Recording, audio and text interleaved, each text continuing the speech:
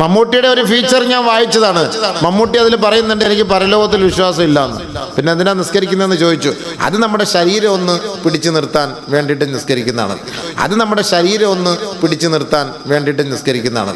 ഇതൊരു ടി വിയിൽ പോലും അദ്ദേഹം അഭിമുഖത്തിൽ പറയുകയുണ്ടായി, എനിക്ക് പരലോകത്തിൽ വിശ്വാസം ഇല്ലാന്ന്. അല്ലാതെ ചില ആൾക്കാരൊക്കെ പറയൂ, ആൾ എത്ര തിരക്കിലാൾ സമയമാകുമ്പോൾ നിസ്കരിക്കാൻ പോകുന്നു. ഇതെന്താ ഇപ്പോൾ നിസ്കരിക്കാൻ പോയപ്പോൾ വലിയ കാര്യമാണ്?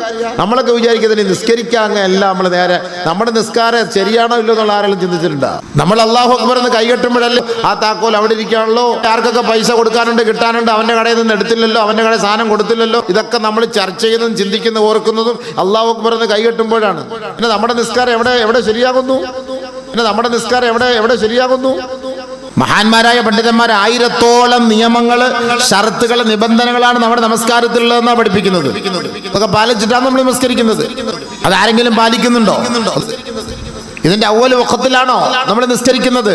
നിസ്കാരം എന്ന് പറഞ്ഞിട്ട് കാര്യമില്ല. ജമാഅത്തായിട്ടാണോ നിസ്കരിക്കുന്നത്? ഓരോന്നിന്റെ സമയമുണ്ട്.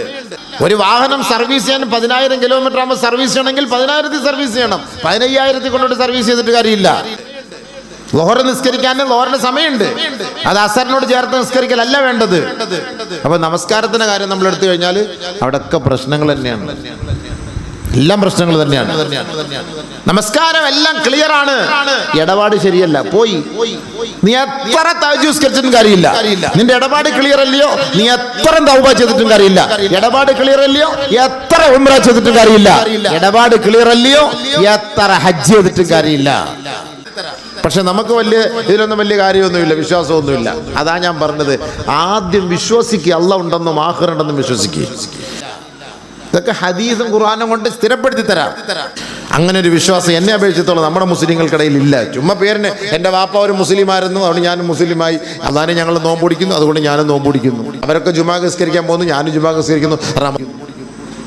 ഇതാണെന്നാ എനിക്കിപ്പോൾ മനസ്സിലാക്കുന്നത്. ഇന്ന് ഏറ്റവും കൂടുതൽ അധപ്പതിച്ചുകൊണ്ടിരിക്കുന്ന നമ്മുടെ കൗമല്ലേ, ലഹരിയിൽ കൂടുതൽ നമ്മുടെ കൗമല്ലേ കുടുങ്ങിയിരിക്കുന്നത്. എന്താ ഇവനെ കുറിച്ച് പ്രചോദനം കൊടുക്കാത്തത് കൊണ്ട്?